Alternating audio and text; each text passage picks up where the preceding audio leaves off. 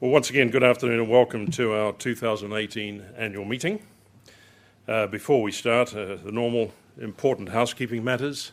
Firstly, if the fire alarm does sound, please follow our team's directions to the nearest exits. There was one at this end and one at the other end. And secondly, if anyone requires the toilet facilities, they are located down the stairs at the far end of the building through the break room. Today I'm joined by my fellow board members, John McMahon, Elizabeth Jacobs and Gottfried Posch, and also by our CEO Greg Allen, and our CFO is here, I think running the projector, are you? Howard, it's your job today? All right, very good. I'm also pleased to welcome Rohan Lean, who is one of the founders of iProximity. Welcome to the meeting, Rohan. Rohan's founding partner, David Burden, sends his apologies. He is presently in the field setting up new proximity marketing trials for various food brand customers. I'm sure that you will have seen the announcement we made last week on the exercise of our option to acquire iProximity. Given the growing customer interest that was evident, the board felt that it was important to complete this transaction and bring David and Rohan into the team as soon as possible so that we can focus 100% on developing the proximity marketing and consumer engagement part of our IoT business. Greg will explain with further detail during his presentation.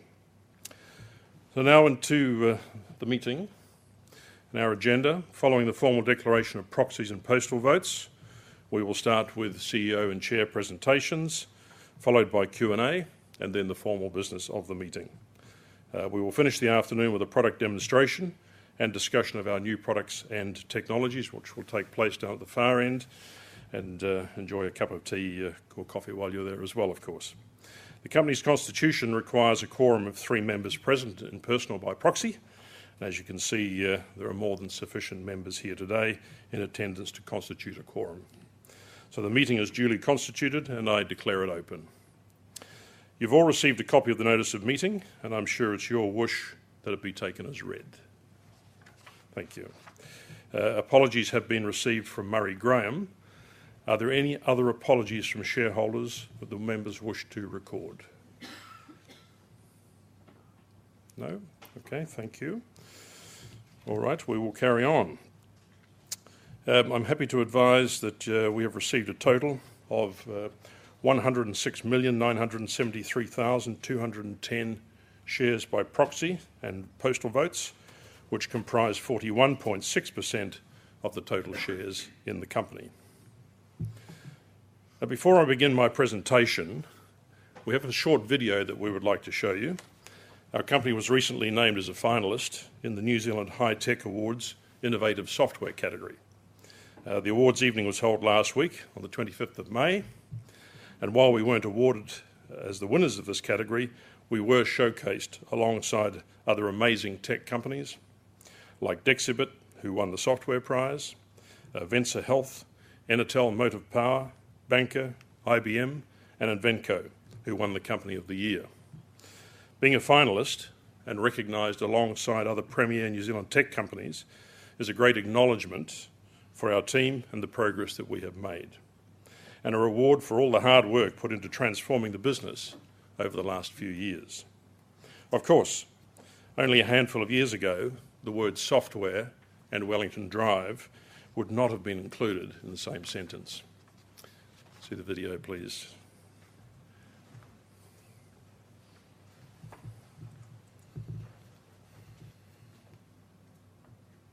No sound? No sound.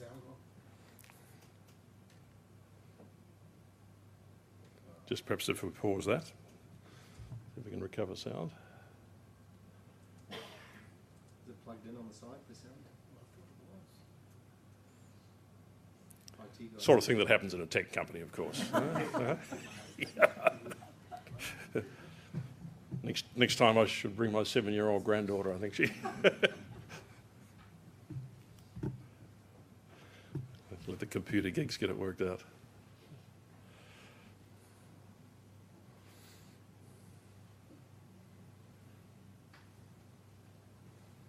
Well, perhaps if we go past that now, and we'll come back to it at the end, and folks can see it at the end of the meeting. Trying it again, or are you moving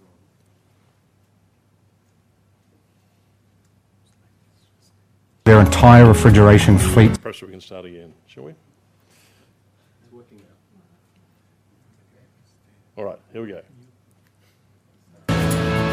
Of 18 New Zealand High Tech Awards. We help large global food and beverage brands connect their entire refrigeration fleets to the cloud. We have a range of apps and a range of software solutions that helps them improve sales productivity, reduce their energy footprint, and connect their refrigerators to the consumer so they can sell more products. We believe we can connect everything in that network to the cloud to help our customers grow. Zero sales in 2015 to $8 million of sales in our IoT solution last year, and our company's overall revenue is growing between 20 and 30% a year. If we wanted to be awesome, there's a lot of great companies in this process. We weren't a software company just a few years ago, so having that associated with our brand would be fantastic.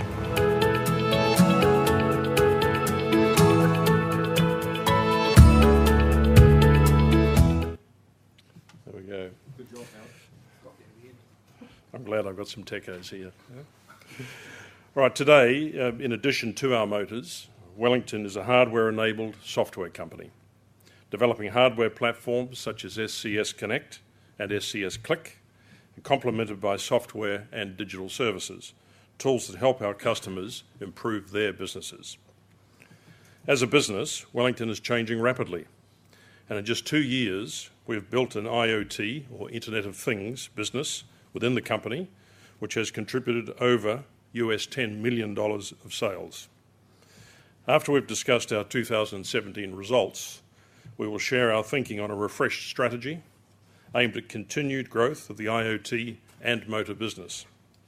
We are helping our customers move towards a digital future so that they can achieve greater energy efficiency, higher sales growth, and their own digital transformation goals. Now let's review how we performed in the year that just passed. In 2017, our revenue continued to grow at an impressive rate of 23%, which equates to a 22% average growth rate since 2015. Our EBITDA performance continued to improve, with a New Zealand dollar 234,000 increase compared to 2016. IoT data revenues increased by approximately $500,000 to approximately $700,000, demonstrating the building annuity value in data revenues. We also announced our new partnership with iProximity, which we'll discuss later in the presentation. The company surpassed $30 million of revenue for the first time, with this continued growth driven by new products, namely the ECR2 motor, SCS controllers, and IoT data. With these new products contributed $15 million of revenue, which already equates to 48% of total revenue. They had their first year in market only 2 years ago, and we expect the growth trend to continue in 2018. Breaking that down further, our SCS Connect volume grew 308%, and ECR2 motor volume grew by 282%. Total ECR motor volumes grew by 6% overall, off a much larger base. Our revenue growth was achieved with new business wins and with existing bottle cooler customers. Importantly, we are also winning new supermarket and food service OEM customers. Looking at how our business is now split between IoT and motors, we can see that the IoT business is rapidly developing into a larger part of our growth strategy, and as a business is growing at a significantly faster rate than motors. This is consistent with external market growth data for the global IoT market. Indeed, 83% of growth came from the IoT segment. Now, IoT consists of SCS Connect, SCS Click, and data services, and the developing proximity-based marketing solution sourced from iProximity. IoT contributed $7.9 million, up from $2.4 million in 2016, which represents 25% of total revenues. One of the cash flow benefits of the IoT model is that we deliver multi-year data agreements which are paid for upfront, which translated into US $713,000 of revenue during 2017. Moving to gross profit performance. So how does our growth translate to an improvement in margin contribution? Well, gross profit dollars have increased threefold since 2014 and surpassed New Zealand dollars 10 million for the first time. This demonstrates the increasing contribution from our new products and services. Gross margin percentage was flat compared to 2016 at 24%, slightly lower than expected due to some delays and accessing lower SCS hardware manufacturing cost from our strategic partner East West in Vietnam. This will be resolved by the end of 2018, and we expect to be building close to 100% of SCS in the Vietnam factory by the end of this year. On the bottom line, we improved EBITDA profit to $538,000, a $234,000 improvement on 2016. The loss for the year was $1.98 million after charging $537,000 of financing costs to preference shares settled in May 2017. This was a $498,000 improvement on the loss recorded in 2016. Our profit numbers were lower than our initial forecast due to third quarter customer demand not meeting expected levels, coupled with late in the year demand deferrals and a lower margin sales mix throughout the year. The board also felt it was important to continue to invest in supporting the high sales growth in the IoT business. This was reflected in an increased spend on headcount, which is important to enhance our talent base and to grow our capability. Our strategy is to support higher growth rates in the 20 to 30% range by investing in new skills, new solutions, and new markets. And we believe this will enhance shareholder value versus a more defensive approach that focuses on stabilising revenues and reducing operating costs to deliver profits. We believe this investment approach will best expand profits over the medium term and deliver superior positive operating cash flows. And while we're investing in growth, we are taking a responsible productivity-based approach to investing in our talent base. Our revenue growth of 20 to 30% delivers a productivity improvement that can be seen in our revenue per employee metric on this chart. This translates to revenue per employee doubling since 2014. Now, this metric includes the addition of 12 new people over that period, and our total company headcount now stands at 67. So we're proud of our growth and new business achievements in 2017. Our journey into new markets and the acquisition of new customers is informing how we should best adapt our growth plans going forward. Before I hand over to Greg, I will introduce you to some of the work we are doing to refresh our long-term growth strategy. This will lead us towards finalising and communicating what we are calling Vision 2022. Over the past 7 years, the company's strategy has transformed from an initial turnaround plan focused on refrigeration motors to a focus on new products beyond the motor. Those products allow us to enter new market segments, such as supermarket display cases and the Internet of Things. Our 2013 Beyond the Motor vision has now been achieved. We're now selling at scale to large food and beverage brands with both our EC2 motor platform and our IoT solutions. Wellington is no longer just a commercial refrigeration motor company focused only on bottle coolers. We're entering markets that are growing at close to 30% with our IoT and digital solutions. The next 5 years will look quite different to the last 5.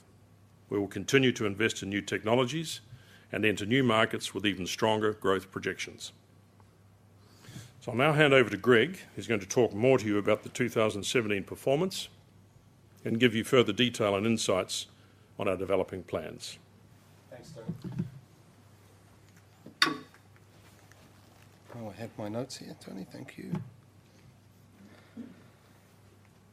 So before I continue with Tony's theme of what is new in the business and our developing growth vision, I want to talk to you about some of the lessons we learned last year. to highlight what we think are two of the most important lessons learned. Oh, I pushed it twice, my apologies.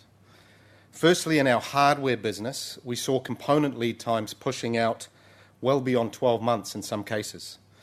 In many cases, we've had to place orders with suppliers well into 2019. This is a result of strong macro demand in the global electronics industry, specifically in automotive and wireless, but generally that demand is growing, which has caused the loss of some revenue in the fourth quarter 2017 and into the first half of this year, 2018. In cooperation with our main electronics supplier, East West, we have invested heavily in additional raw material stocks, and we're also adding supply chain staff here in New Zealand and in East West to support the increased workload. We've developed new relationships with alternate component suppliers, and we're redesigning hardware to use more readily available components. Secondly, in our Internet of Things business, as well as in our sales regions, we're seeing several compelling growth opportunities that we cannot readily address due to resource and skill limitations. This will be addressed over time as we add new people to the team, especially in software development, electronics design, and in the IoT business development. In 2017, we added 8 new people to the team, which help us deliver on the ambitious growth targets. In 2018, we intend to add a further 14 people to the team, distributed across those skill areas. Our Vision 2022 will address these skill and capability gaps head-on, because if there's a high return opportunity within our target markets, we never want to turn it away. So how is our vision for growth developing? Our refreshed growth vision is underpinned by the development of a broad range of branded solutions designed to serve the food and beverage retail markets. A broader range of solutions ultimately increases our share of revenue inside the retail point of sale equipment, whether it's a cooler, a food display shelf, or other equipment that sells or distributes product to the consumer.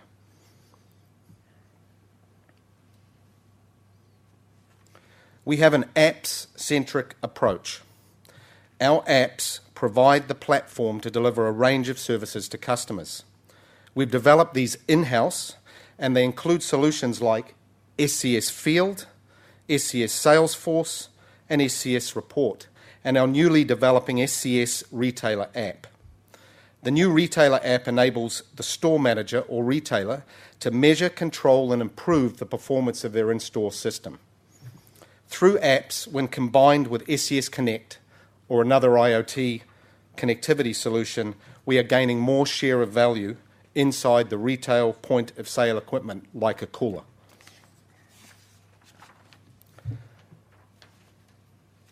An example of one of our retail solutions is our cooler fleet management platform, which we have branded Smarter Coolers.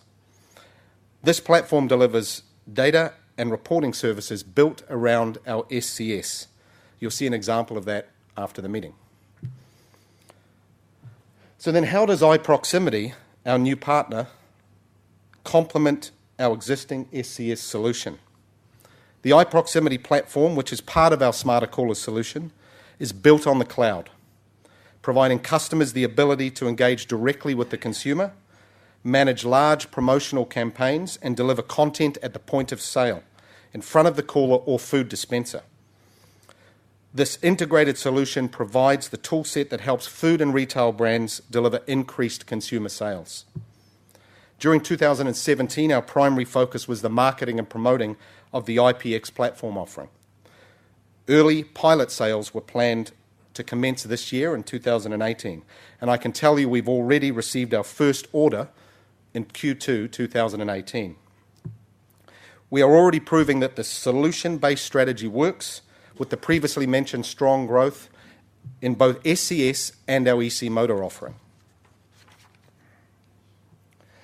Our operating model has been developed to improve cash generation. This gives us significant growth leverage going forward, and once at scale, allows us to self-fund organic growth.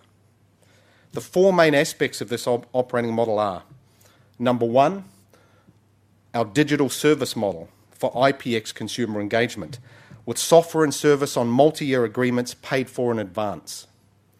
Number 2, a positive working capital structure with back-to-back terms and high targets on inventory velocity. Number 3, an outsourced supply chain where suppliers purchase and manage materials on our behalf.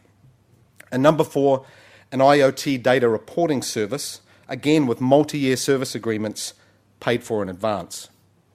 An example of our increasing capital efficiency can be seen during 2017. Our strong focus on inventory management resulted in 8.5 inventory turns in 2017, compared to 7.8 turns in 2016. Overall, operating cash flow was a $1.3 million improvement on 2016, and we expect that this model will continue this improvement trend and deliver positive cash performance. I will now turn to how we intend to benefit from the IoT markets that I've talked about and Tony talked about, and will support the higher levels of growth over the next 5 years. This first slide shows our historical revenue growth. We've been growing steadily for the last 3 years at a 22% CAGR. As Tony mentioned, much of this growth was driven by new products and new markets, beyond our original bottle cooler-based motor business. Our model of strategic partnerships supports these growth levels. In addition to our existing and growing partnerships with East West USA on sales, with iProximity on digital marketing, and Axia, our distributor in the UK, we are busy continuing to expand our sales channels. As an example, we recently opened 3 new channels in the first quarter of 2018. Firstly, we signed a sales partnership agreement with a New York-based vision system developer called Cooler Group. Secondly, we signed a sales agreement with a Toronto and India-based refrigeration and HVAC distributor called Amtrak. And thirdly, we signed a sales agreement with an Argentinian-based reseller of refrigeration motors and controllers. This next slide.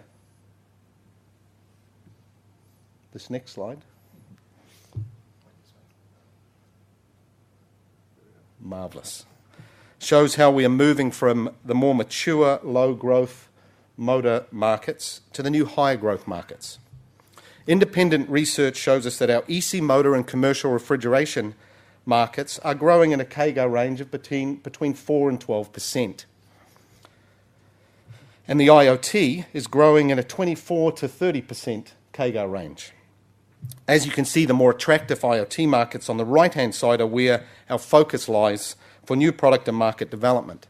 So we expect our revenue growth to remain strong. Perfect. This slide shows a combination of what we achieved over the last 3 years, the 22% CAGR, coupled with projected 5-year growth rates for our targeted market segments.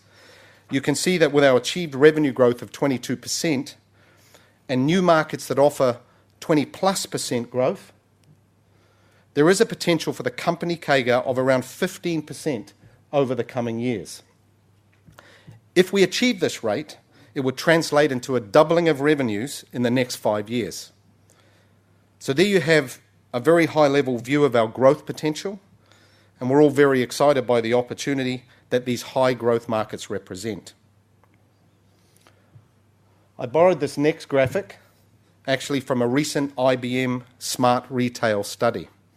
A large part of our growth vision is based on a belief in Retail 4.0, which is the transformation of retail from dumb stores to smart, connected stores. We already do many things in this picture to help our customers on their journey to enable the connected store. Our SCS Connect measures door openings on coolers. We improve sales data for our customers with our SCS IoT data service. And finally, using iProximity's proximity marketing toolset, they can use Bluetooth tags for shelf displays, they can read and manage QR codes on shelves, and enable digital signage for promotions. And we have some examples of that out in the demo room after the meeting. Our technology is designed to connect people, places, and things. This technology works with refrigeration, with coolers, and also in non-refrigeration applications. We recently demonstrated this technology at a Brazilian supermarket show. Our global branded customer has given us the permission to use this photo for presentation purposes only. It shows a consumer scanning a QR code at a point-of-sale shelf using our Ola Local app, which is our sales app on the phone, and receiving promotional information on the product. Our vision fully embraces the future of connected retail. This is the new Wellington, this is our new business, and this is where a large part of our future lies.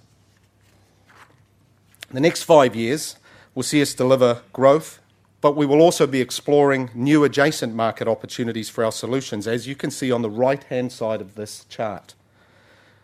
We think interesting new markets are presenting themselves for the company, including refrigerated transport, food service, food quality and loss, and ambient groceries and snacks.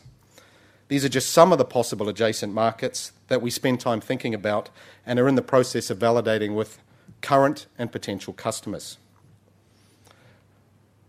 I'm going to finish off my review today by giving you a quick update on our 2018 priorities and how we are projecting outcomes for this year and next year. Our priorities this year are built around developing a refreshed growth strategy for the next 5 years, continuing to deliver impressive sales performance and enhancing our operating system to deal with high growth rates. We're also commencing the next stage of Wellington's product innovation program across IoT, digital solutions, and also EC Motors. The focus will be on ensuring the future success of our product solutions portfolio and fully leveraging our announced investment in iProximity. During 2018 and beyond, we will continue to focus on higher market growth rates available to us in IoT, combined with stable growth for EC Motors.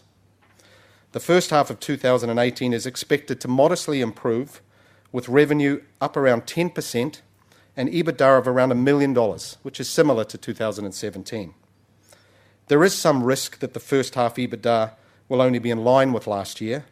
This risk is coming from the continued electronic component shortages that I mentioned previously and potential demand volatility as we exit the second quarter.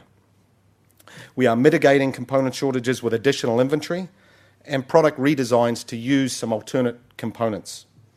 However, we continue to expect a higher growth rate for the second half in 2018 and the full year. Last week, we exercised our option to acquire iProximity, and we're funding this acquisition out of proceeds from cash flow and the Meta Capital loan. As I mentioned earlier, we've received our first ever order for the iProximity software. This was an important validation that reinforced our decision to complete the iProximity transaction. It is possible, depending on how our demand eventuates in the third quarter and how large these new iProximity opportunities are, that we will have a funding requirement later in the year. The board is looking at all options available to fund growth, including a more optimistic outlook on the company's ability to obtain bank financing.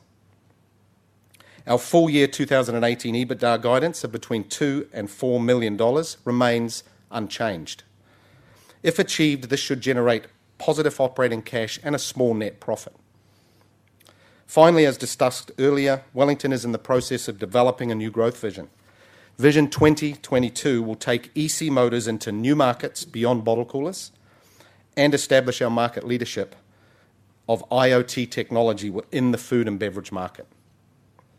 Thanks for your time today, and we'll now pause to take questions, which Tony will facilitate, and I'll probably answer all the questions. Thank you, Greg. So, ladies and gentlemen, the floor is yours for any questions that you may have from either my part of the presentation or Greg's part of the presentation. Do you have any questions? Very happy to take questions. Please. Thank you. This is all very interesting. But how many countries are we actually marketing? I'll ask Greg to give you the specific details. So the new... Is that working? Yes, yes. Is this loud enough without it? I'll put it well. Down the back? Is that okay? That's fine.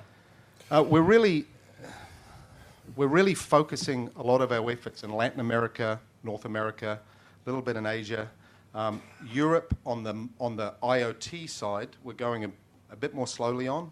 We're cautious. I mean, there's some new regulations there around data privacy. We're kind of getting ourselves ready for that. So we don't have a large scale of business in the IoT side. We've certainly got motor business spread around Europe. So the main focus and our launching pad for the IoT business, the new digital and data business, is in Latin America, a little bit in the US, and certainly in Southeast Asia, Malaysia, Vietnam, around there. So, oh heck, how many countries? 30 or 40, and growing. But we tend to focus on customers versus countries. So we pick a customer like a large brand, and then we go very deep with that customer and try and win their motor business, and then try and win their refrigeration controller business, and then try and win their data business, and then try and win their proximity marketing business. So we have more revenue and more profit with one customer in their cooler or in their supermarket. To Greg's point, and you'll see it highlighted when you look at the display outside after the meeting. There's a big red brand, I think, called Coca-Cola, and there's a big blue brand called Pepsi. And you'll appreciate that those very, very large global brands are represented in almost every country. All right, so it's a question of rolling out with those big brands, all right, and as far and wide as we possibly can, and as they are ready to go, because they obviously move at different speeds themselves in different markets also. If I could just add, Tony, sorry. Our customers are changing as well.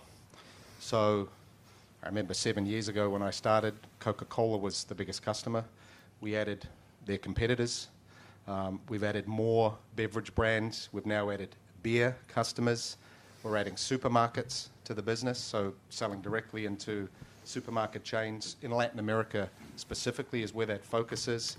We tend to sell the motors to manufacturing companies, but we sell the data and IoT solutions to the brands and the supermarkets directly. So the customer mix is changing quite a bit. Good question. What are the key sensitivities within the business? Is it highly FX sensitive, for example? Not really. I mean, we sell in US dollars. That's predominantly how we, on the trading side, obviously we report in New Zealand dollars, but some of our contracts are hedged, others not. But we tend to manage that pretty well. Not a lot of sensitivity around FX. Our cost base is here in New Zealand in New Zealand dollars. We've got a medium-sized team in Mexico, not really a little team in Europe. So costs in New Zealand and Mexico mainly, and then all our revenue flowing in US dollars. So, and we do a little bit of hedging as appropriate. I think important to say also, of course, that the major component of cost is product cost, which is US dollar based as well. Just to say, you asked what is the sensitivities, FX. So one of the sensitivities, and the one I've mentioned in the presentation, is we're not a SaaS company. We're selling software services, but we're also, the electronics industry is booming right now. Lots of markets are growing very fast. So there are sensitivities around hardware availability, component availability, and of course component pricing. So we're always, we're forward buying in some cases components, as I mentioned, into 2019. But that's both to secure availability and to secure good pricing. So, we find the right balance on that. So that's a sensitivity, is the components that go into our hardware that we manage very carefully. Other questions? Yes, please. The motors are still a big part of the company. Can you give us an insight on if you're still promoted, if there will still be growth in the amount of motors, and what profit margin? Sure. Well, to talk to the growth aspect, you will see that what we're projected in the presentation we've given you is around a 6% per annum growth of the motor markets. That is quite a mature market. There's still two big components in the motor market. One is the older shaded pole technology, and what we might call the newer, although not brand new today, all right, electronically commutated or ECR technology. But overall, those motor markets we predict will be growing at around 6% compound annual growth over the next 5 years. Your question on sensitivity of pricing? Yeah, I don't want to get into pricing too much. Depends on who's but I'll give you an indication of how the mix works. So motors are still 75% of our business, but as the IoT hardware and software grows, that expands margin. So the 24% gross margin last year was a blend of motors and IoT hardware, and we only really just started flowing data services last year. So the more data services we sell, and now bringing on the iProximity software solution, we're expecting that to be higher margin business. There's a range of pricing on the SCS Connect, but the motors are fairly stable. You know, it's a range from, say, 20% gross margin in that low 20s. As we sell more controllers and we sell particularly more data and software, we expect to see margins go as it becomes a bigger part of the business as well. Motors isn't going anywhere. It's a slower growth market, but we actually get access to customers with motors sometimes. So we win a customer on motors and then we sell them controllers and data services. All right. Any other questions? Yes. Thank you very much. Please. The promotional picture of the supermarket with the lady with her ad. Yes. The phone. I gather that the supermarket would be a client of Wellington's. In that case, or in that business model, the food brand would be the client, because they might, in some of these supermarkets, actually own the shelf space. And what was she doing? She was receiving promotional information? She was scanning a QR code that had a product on the shelf, and she was receiving information on that product and possibly a promotional campaign. Could be information on the product, could be a sales incentive.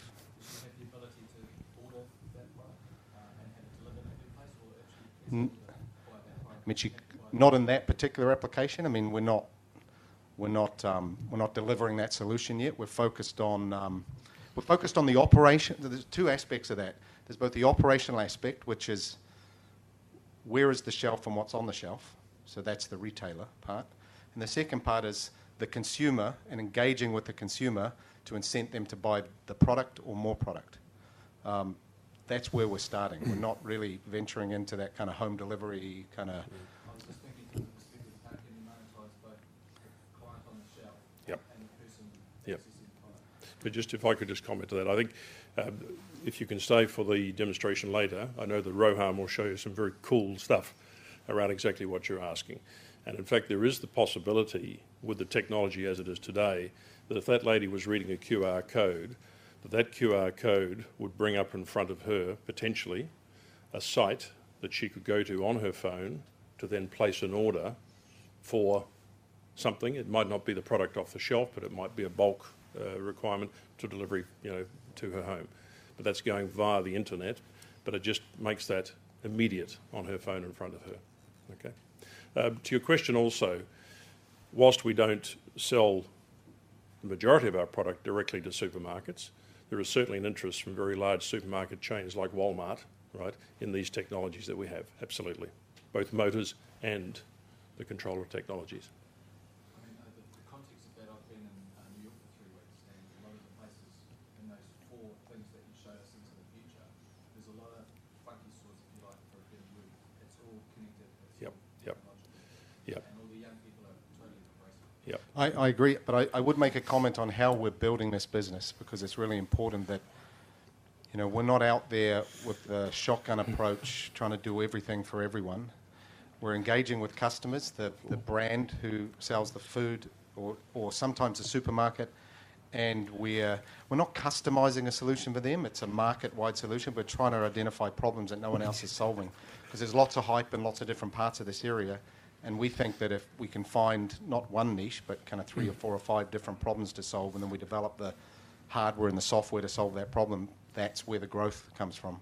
You try to do everything and cost blows out, and suddenly we've hired 100 people, and we contain our costs, we do it methodically, we pick the problems to solve, and then we go. You will probably be aware that very much in China today, what you're seeing in the very large cities, Shanghai, Beijing, etc., because the consumer does not want to go to the supermarket, it's too much hassle, time poor, and all the constraints of public transport, etc., that they will go into these it's almost like a pop-up store, right, where all the product is on display as single units, or even sometimes not even as a physical product, but a virtual product, where they can actually use that QR code capability to order a product and have it delivered to their home within the next 3 hours, for example. Right? So these are the types of technologies that do. We're not doing that ourselves yet, but certainly the technology has all of that capability to facilitate that type of commerce. Yep. There was a question, I think. Yeah.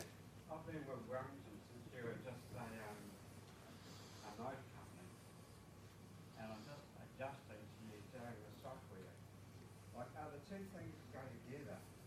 You can't have one without the other, or are you selling the software separately as a separate product? It's a great question. So all of the above. I'll give you some specific examples. We still have customers that are growing. So our ECR2 motor, which we launched 2 years ago, and we had 0 sales 2 years ago, we're now selling hundreds of thousands of those to a company that only buys motors. So that's one channel. And we're also selling those motors through the distribution that we're signing contracts with globally. Some of those customers that buy motors also need the refrigeration control of the SCS Connect, and then also need the data and the software. So we're bundling the products with some of those customers. So we can sell separately, and it depends on the customer's need, or if it's a brand, that might be a bundled solution, and it might be more on the software side. If it's a manufacturing company that's building the fridges, that might just be a motor or a controller, the hardware side. So it's really dependent on the customer's needs, the market we're in. They don't have to go together. We can actually, we've sold the value proposition on SCS Connect and the data and the software as it's an open system. We of course want to sell our hardware, but some customers might just want the software functionality of iProximity, for example, on a shelf in a supermarket, which doesn't have a controller, doesn't have a motor, but in that case we'll just sell the software with maybe a radio or a beacon or a QR code on the tag. So it's very flexible how we can monetize those products. Just selling what they want. Yep. Correct. Exactly. Any other questions before we move on? Yes. Mr. Chairman, this is a shareholders meeting, and if I may start with a little story. In the very dim past, I studied at the Rotterdam School of Economics and had Professor Jan Timbergen as a professor of statistics. He eventually became a Nobel Prize winner for the science of metrics, as you probably know. And I must compliment you on the presentation of the accounts for this year. There's lots of statistics, and I appreciate where you're going.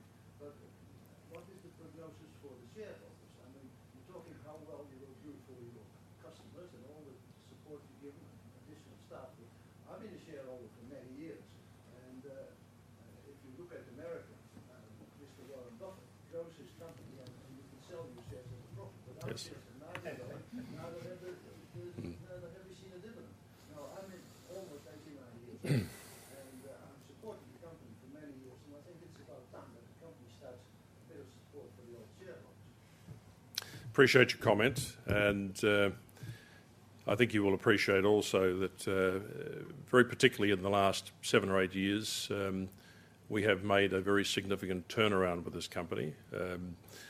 None of the board, neither Greg or most of the exec, were here at the beginning, and I draw a line, shall we say, from around 2010, 2011, where we have reconfigured this company. We had to take a very tough decision at that time in terms of changing management, and also in terms of fundamental change in structure, where we had to take away the ventilation part of the business, right? That was certainly generating sales, but it was costing us a lot of money, right? And we then had to grow the business much harder off a refrigeration base, right? And what you can see in the last 2 to 3 years, on top of that refrigeration growth and that turnaround, we're now bringing in the new markets of IoT, okay, that bring to us much higher margin opportunity, and much higher margin opportunity gives us a much better opportunity to generate cash, free cash for the business, which will be to the benefit of the shareholders, certainly, moving forward. What is your prognosis for the shareholders? I mean, I can sell my shares tomorrow without a huge capital loss, which I don't want to do. What is the prognosis? Are you likely to look at increasing the share value or paying a dividend? Well, at the end of the day, the share value, of course, will be determined by what you as the shareholders decide the shares are worth. And as the business, all right, starts to produce profitability, which we can certainly see appearing much more clearly through the windscreen for us now than it has been for the last several years, then I would hope that the shareholders can also see that value accruing for them as well, and that the share price will react accordingly. We can't influence it beyond that, quite frankly. Okay. Any other questions before we move on? Well, thank you for your questions. I appreciate that. Thank you, Greg. Now to the business of the meeting. Let me just get this to work for us. Had questions? So the first matter of business for the meeting is the re-election of John McMahon as a director